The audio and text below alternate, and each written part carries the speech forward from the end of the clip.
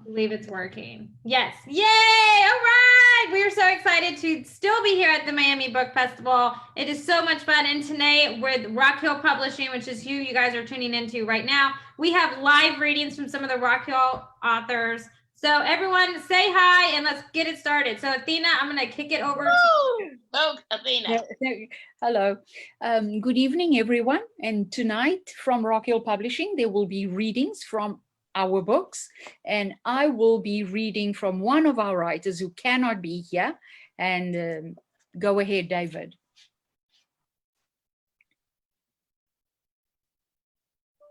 Oh, I'm starting. So David, Okay.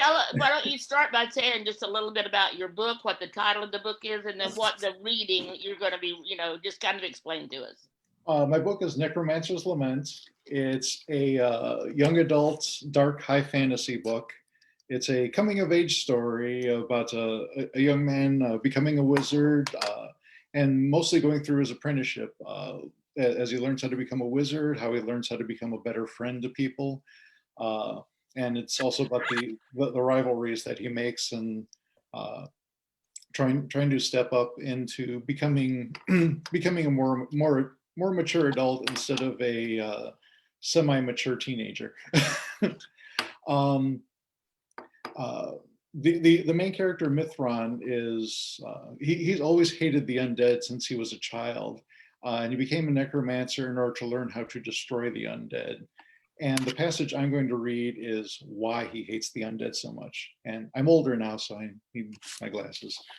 The LASIK worked great for years, and my brain is still adjusting because I was nearsighted my entire life. Now I'm becoming farsighted. My brain doesn't know how to deal with it. Gotcha. Me too. So, yay. Okay, David. Alrighty. We're going to hear about Mithron. Yeah, just want to make sure the book wasn't getting in front of the camera here. I was searching along the edge of the forest for good wood for the hearth, as it was one of my daily tasks. Father had built a small two-wheel cart, which I could either push or drag along to make the task easier once he realized, with great verbal disappointment, how little wood I could carry on my own. It was no great difficulty finding twigs for tinder, but Father was quite clear on what constituted a good log for burning. Thick and dry, he said. It's fine to be wet on the outside, but it can't be green or rotted inside because it won't burn right. After gathering about half a cartful, which was at least 3 times what I could carry, I heard something moving towards me from the forest. It's not uncommon to spot deer, squirrels, and other creatures moving about, but they do not typically approach humans. When I realized that I no longer heard the birds singing, I knew there was trouble afoot. My heart began to race, and my stomach felt like I had eaten a red-striped mushroom. I turned to grab the cart so that I could race home when I saw a pair of men walking out of the forest. They were exceptionally thin and wore rags over their taut, yellow-gray flesh. Then the smell hit me. The stench of decaying meat filled the air around them. My stomach turned over, yet retained its contents. They glared at me with malicious yellow eyes and hissed the word flesh while baring their long and jagged teeth.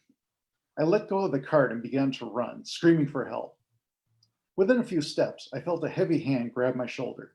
Its touch burnt and froze at the same time, and I found that I could no longer flee from these monsters. My feet would not pick themselves up off the ground, my arms would no longer swing to speed up my momentum, and I could no longer even shout for help. It was all I could do was stand by helplessly while the 2 creatures circled me, as if deciding which one was to claim the choicest bits.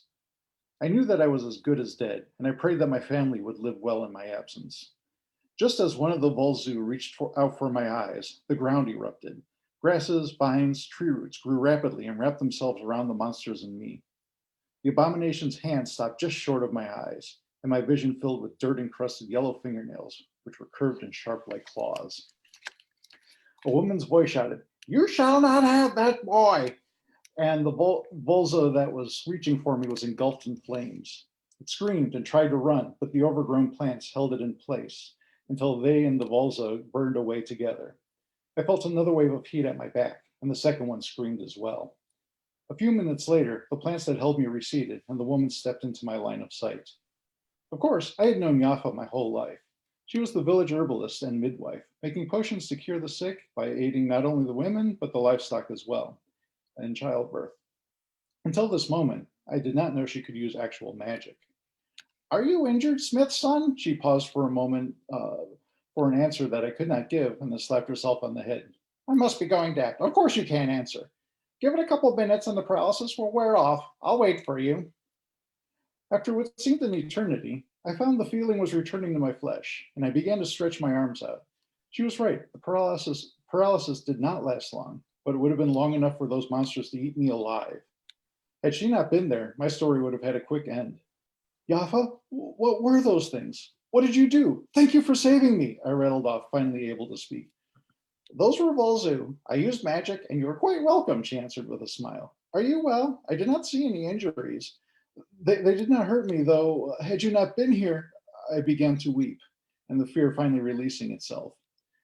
It's all right, child. It is fortunate that I happened to be here at the right time. The gods must be watching over you. You are safe now. She wrapped her surprisingly strong arms around me and held me until I regained my composure. Can you teach me the magic, I mean? I do not expect you will be there next time I'm in danger. Alas, I'm not skilled enough to pass on what little I know. What magic I have is a blessing from Iodenry for my service to the nature goddess. If you're interested, I can teach you about her and the skills I have learned in her service. Perhaps she will share her blessings with you in time as well. I sniffed, still recovering from my crying fit, and smiled. I would like that very much. Yay! Oh, I loved that. Very good. I love your voice in that, David. I think you should consider reading your own book when you're doing the audio book, because that was I would like to do that. I'm not a trained voice actor, but I've been playing Dungeons and Dragons and Pathfinder and other games for 3/4 of my life now. And you don't spend enough time, you don't spend all that time playing it and running the games without learning how to do voices for different characters over time. So were you on the training last week? I think it was last week or 2 weeks ago, I guess, when Alicia did the one on audio, doing it completely yeah, that was a yourself. couple of weeks ago. I was on. Yeah, for it. and some of the things that some of the courses that she said you could take, because I would love to do something like that too, but I would never with this Texas accent that I have. So she was saying there's some courses you can take that will help you with the voice reflection and the accents and stuff. So I'm seriously considering taking some classes, and they were only like $12.99 for the entire class. So anyway, that was great, David. Very good, very good. I really like that. So John, if you're watching, you're running a close competition here because yours was really good last night, but David's was good. Let's see how the other two go tonight. The other three, because we actually have Athina is going to be reading as well. So who wants to go next? Zach, you or Mark?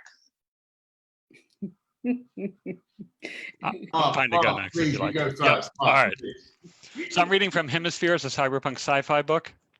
And in this event, they're essentially investigating a cave here in off of the desert. They catch up to the group. Arthur motions them to hush. They huddle behind a corner, listening.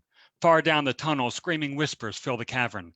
Is the writing done? No, I came to check the noises, followed down to check the gates. These are blessed demonies we're dealing with. Creature said. Yes, I smell their demonic gaze. I can taste them in the air. The voices recede. Severum takes the lead as they go through a low tunnel, ending at a curved staircase cut into the wall. Downstairs in the main chamber, the Afrids throw back a sluggish liquid. Through their long teeth, their faces dripping with something red, something sticky. They lean against an outcropping of stalagmites. Their massive bodies spit and drool upon an evil eye symbol. Dropping to all fours and trampling out of the room, the table jostles on the floor with each of their heavy steps. Severum steps back from the staircase in the cave, shivers, grabs Arthur's shoulder for support. What are blessed demonies? Arthur whispers. Opal explains they are those possessed by the evil eye. That's what these creatures call us. A vicious disease infected many of their kind. It caused dry bloodshed eyes and high aggression, but moist eyes were safe. Moist eyes could weep with compassion, something that these creatures lack. Today they consider the eye evil, though, because it only looks outward with judgment instead of turning inward and judging itself. But be quiet, they have amazing hearing. Severum scouts the area. An ambush would be a tactical advantage, but not without knowing the cavern's layout. Voices get closer, draw back. They descend to the main chamber and reach a fork, motioning to one another to stay together, and satisfied that they don't hear anything behind them. They pass through an arched door at the back of the cavern. In the center of the room is a twisted altar. A heart sits within a tall coral skeleton. Its chambers pulsate through the skeleton's gaps. Veins and arteries snake their way around and down the back of it. A layer of radioactive crusted algae covers the contraption. There it is. That's their breeding hub. We all thought it was a legend, and I'm here looking at it. This is what the Afrits feed. Opal answers to the team with their wild, confused stares. Not the kind of pet that I would keep, Arthur remarks. They connect to this central hub to breed, these creatures do. It's beautiful. When the hub erects during mating season, there are far fewer connections to it than the number of Afrits, leading to fierce competition for coupling. But the hub stores a copy of their genetic material, so they can pass it on after they die. That's why these creatures are so fearless. They can procreate after death. There was no natural selection for them to have fear. Destroy it, Arcturus orders. No, that would be genocide. No, we can't do that. Remember, Opal scalds. Remember, it is us who are the aliens on this planet, not them, just because they look different. And they essentially destroy it. And when the path forks, Severum takes it alone for a tactical advantage as he goes forward into the cave. Thank you. Yay. Good job. I'm loving all this. This was great. So thank you, Mark. So Zach, I'm gonna let you go next, and then we'll have Athina end it up, and then we'll talk to you, Athina, a little more, because she's not going to be reading her book. She's going to be reading Barbara's book. So, okay. Zach, so okay, thank you very much for that, Sandy. I am going to read a part. It was very difficult which bit of the book to read without giving the story away. So, and of course, I obviously have my favorite bits of writing. So I had to make a compromise. And I found that, so it's an early part, which is good because it's a passage where it's about the two brothers, and it's when it's a rite of passage. So the first thing is I will start straight on it and then go. I just need a little Mexican water to help me out. Well, I'm only 5 miles from the border, so I hear you. It's lovely. Okay, so. It was an ordinary day for the boys, and as usual, they had completed their daily run and were about to commence their afternoon of studying. Only this time there were no books or quills, only Alexis, Plethon, Gregorios, and Gouzaris standing behind the now familiar long oak table. Nicola looked at his brother with alarm in his eyes. Antonis didn't show any emotion, yet both knew something serious was about to happen. Alexis stood in the center, a clear head and shoulders taller than the rest, with Plethon to his right and Gouzaris to his left. Gregorios sat, as he couldn't stand for too long due to the excess weight he carried. It wasn't the fact that they were all concerned, the boys, it was the fact that they all carried somber faces. Sit down, gestured Alexis. The boys obeyed. You have been training here at Mistras for over 2 years, and in that time you have learned and excelled in every task set before you. The boys smiled, though their eyes were still wide, betraying their apprehension. However, you are now no longer boys, but rather young men, and as such must be treated accordingly. Alexis looked at Gouzaris and nodded for him to continue. The sergeant stepped forward to the front of the table. You boys have studied hard and earned my respect. Antonis, you are an exceptional hunter with a keen eye and calm pulse, so I give you this. He turned up, picked up a bow and quiver and gave it to the young man. Antonis marveled when he saw it. It was of perfect proportion, made of animal horn, with layers of ivory and ebony, and bound with resin. It had not been strung, as that was for him to do. After all, it was his now. The quiver was a functional leather case, sturdy with a cap to prevent the arrows falling out. Thank you, sir, saying no more as he lovingly stroked his new prized possession. The Lochias turned. Nicola, you have displayed excellent speed, footwork, and strength. So I give you the sword as your weapon. Nicola smiled and took the hilt. When he withdrew it from the scabbard, he saw that it was no ordinary blade. The blacksmith had molded the balanced precision of the Eastern scimitar with the weight of the power of Christian steel. It was truly a marvelous weapon, and this fine tool was also housed in a plain, functional scabbard of waxed leather. Gouzaris stepped back, and Plethon came forward, theatrically shuffling a little more than usual. and gave one of the 2 leather-bound books he was holding to each of them. The boys saw that they had different books. Antonis, I give you the Republic so you may hone your views on how a society must run. You have shown a great deal of interest in that philosopher's opinions, and I want you to keep this so it always remind you of a man's responsibility to his city. Antonis nodded in thanks as he cradled the book. Nicola, I give you Xenophon's writings, a hero in the truest sense, a man of honor who had glory thrust upon him when he did not seek it, and saw it through to success, protecting his people without compromise. This is how you should live your life, and with this book, it will remind you of that. Nicola smiled proudly, clasping the precious object to his heart. The bishop, Gregorius, did not rise from where he sat, but slid 2 books swiftly across the table, which made the boys move quickly to catch them before they fell to the floor. You have to share these, he told them. They took the books off the table and looked to see that one was the Bible and the other the Holy Quran. They looked quizzically at Gregorius. Even by his standards, this was unusual. Always know thine enemy, and what better way than their rule book, he said. Finally, Alexis came to the fore. His hands clasped behind his back, he paced around the table to look more closely at his wards. Your father would be proud of you, how you have progressed.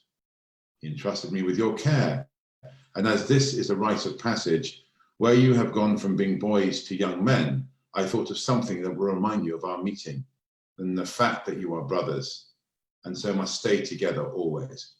With that, he pulled out from the folds of his cloak 2 sfakions, the traditional Cretan dagger, which looked more like a short sword than a knife. On the hilts, one was engraved with an A, and the other with an N, and Alexis handed them over.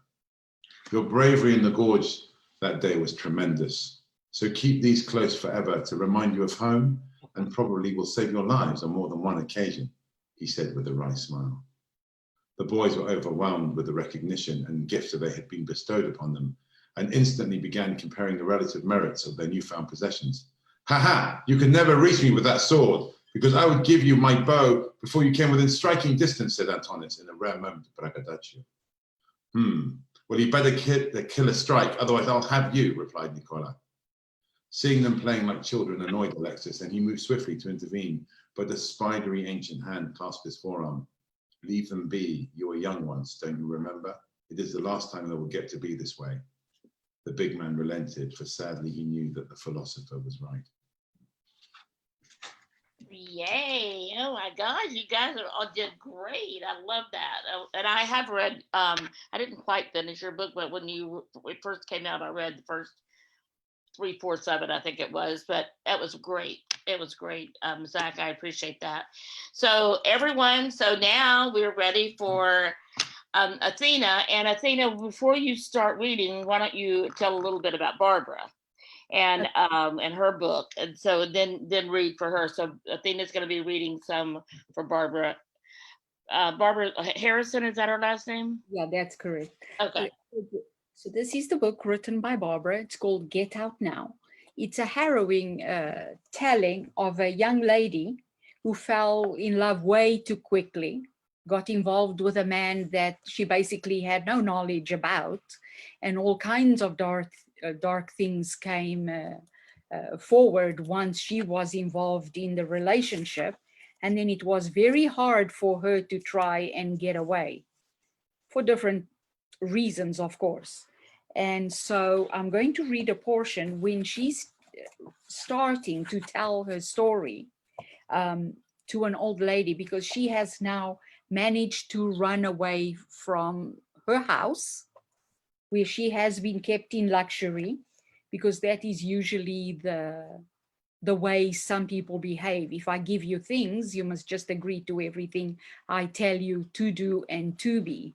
And so now she's run away and she's now telling her story. I guess I should start at the beginning, 10 years ago, when I met my husband, she offered.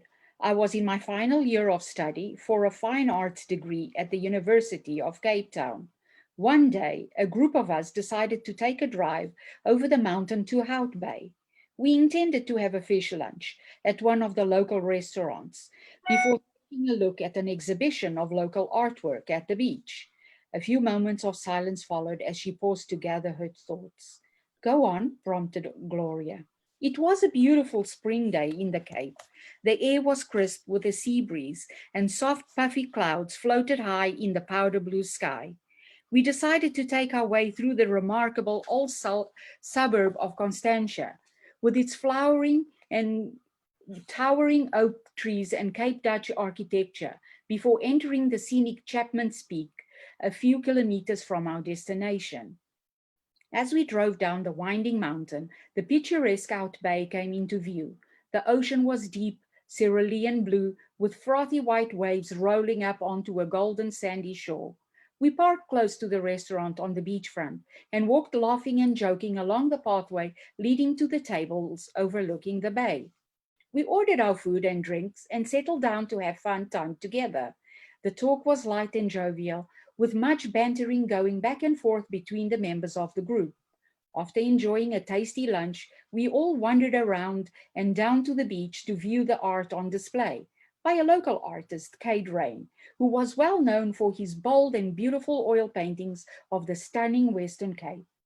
Somehow, he always managed to make his work unique and different, not kitsch or ordinary in any way. His renditions of the Cape Seas were frequently wild and stormy, and Table Mountain looked dark and mysterious with its cloud tablecloth rolling off the mountain in multiple shades of gray.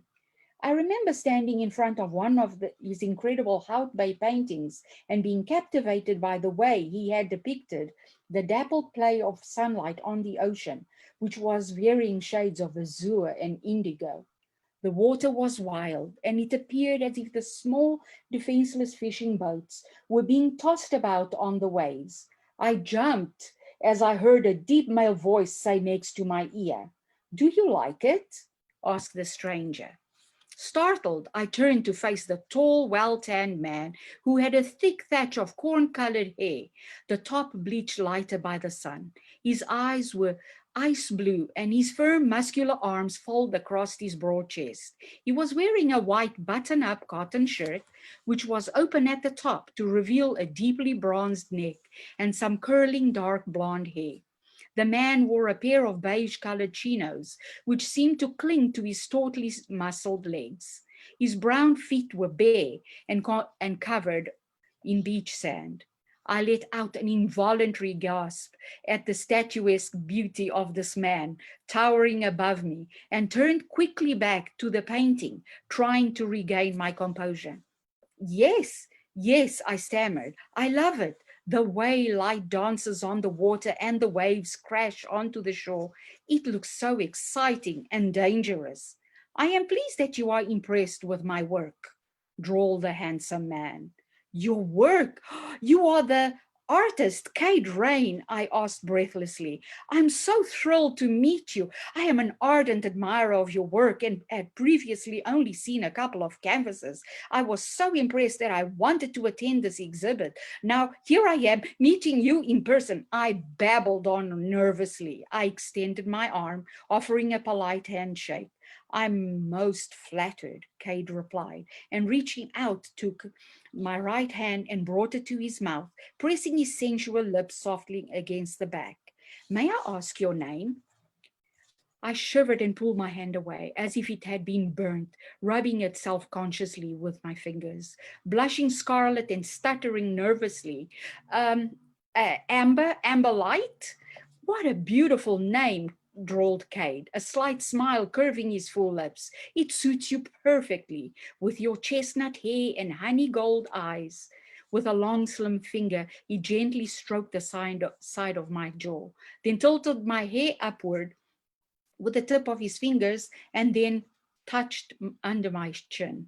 I don't often do portraits, but I would love to paint yours. Would you sit for me, Amber Light? Blushing furiously and struck totally speechless, all I could do was nod and smile. Removing his hand, Cade reached into the back pocket and drew out a business card.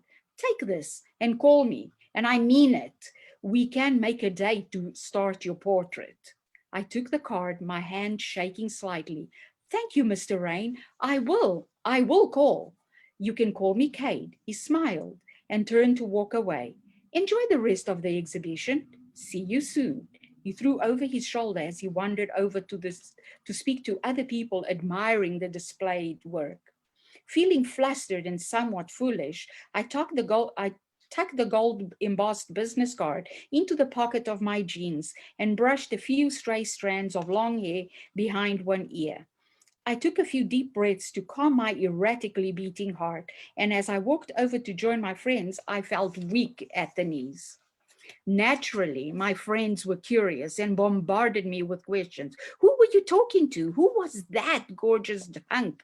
What did he say? Why were you blushing? You looking so embarrassed. I answered, spilling out replies like a glass of champagne bubbling over. That was the artist who painted this collection, Cade Rain. He wants me to sit for him. Cade Rain wants to paint me. He said I could call him Cade. He's so gorgeous to look at, I could hardly speak. All my friends thought the idea was fantastic and encouraged me to call him the following week, which I did. And we set a date to meet at the same beach to discuss the portrait. And that is the end of that. Very good. Thank you. So Barbara Harrison is the one that wrote the book, and tell us a little. So where is she located? Okay, so she lives somewhere around the area of Johannesburg as well. And she's had a colorful life. She had a very happy life, as it happens. So this is not reflective upon her life story, but upon many people that she actually does know. So she took bits and pieces from all kinds of people, which is what a writer does.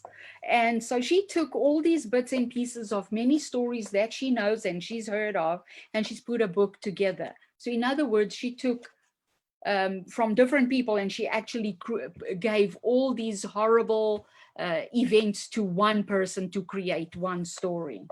And it's a harrowing tale.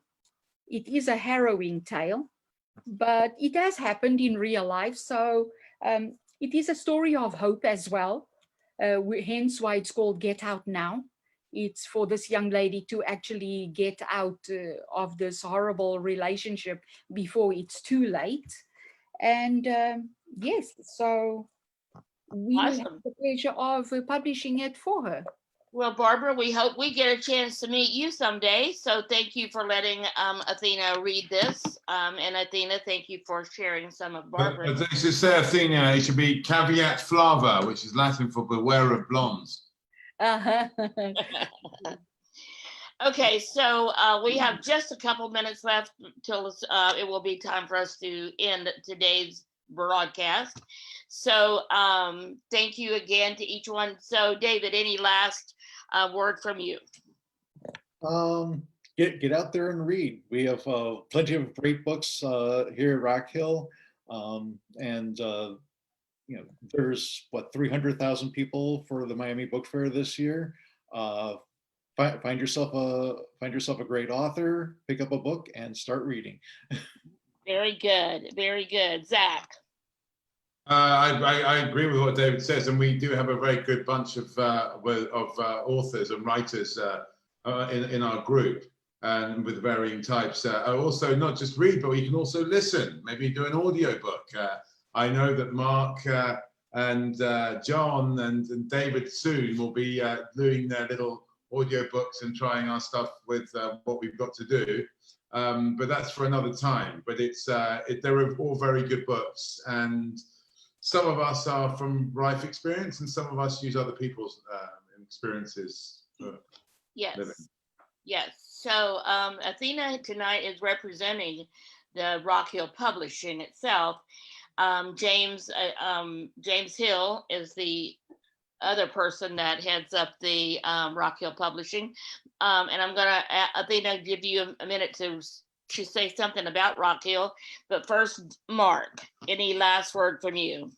I sympathize with everything else that's been said. These books are all phenomenal. They've taken me out of my preferred genres and made me realize just what a wide breadth of literature there is, from the more subtle body language of books like Get Out Now to the historical accuracy and sentimentality of Crescent and the Cross. You know, there's a lot there for people, you know, beyond their preferred genre.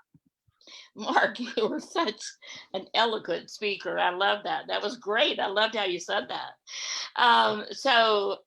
Athina, just a couple of words about Rock Hill Publishing.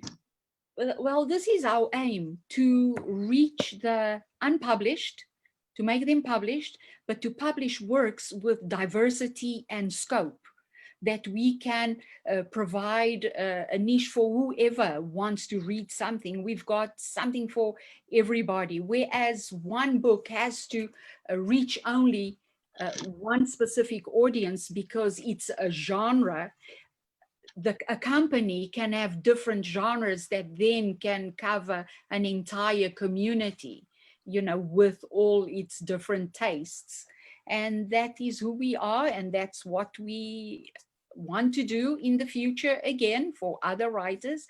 And now our writers are no longer new first-time writers, they will be second-time writers when we get their new works, but there's many out there that still need this break. That's awesome. So I just want to say that if you stumbled across this video on YouTube, or you somehow missed us on the Miami Book Fair, if you go there before the 22nd, it will be over this coming Sunday. But if you go there now and go to the marketplace and scroll down, you will find the booth, the virtual booth for Rock Hill Publishing, and several links to take you to the website, to the YouTube channel, to other places where there's information about Rock Hill and about the different authors.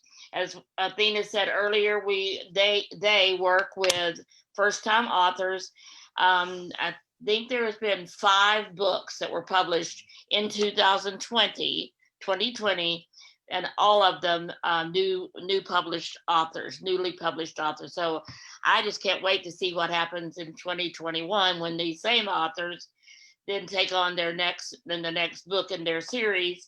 And then at that point, whenever James is ready and Athina are ready to accept some new authors, and they'll be open to you submitting a manuscript, then we hope you'll stay tuned for that as well, especially if you're a new author and will need some kind of hand holding along the way. So it's been great to be with you again tonight. We'll be back tomorrow night with, we're talking fantasy tomorrow night, is that right? Fiction discussion. Fiction. That's right, fiction. Tomorrow night will be like a panel on fiction books and authors and all the different things. If you want to be there tomorrow night, we'd love to have you. That will be Friday night. But send us any questions. We'd love to have questions from the audience. So thank you for joining us tonight, and we'll see you tomorrow night. Thank you.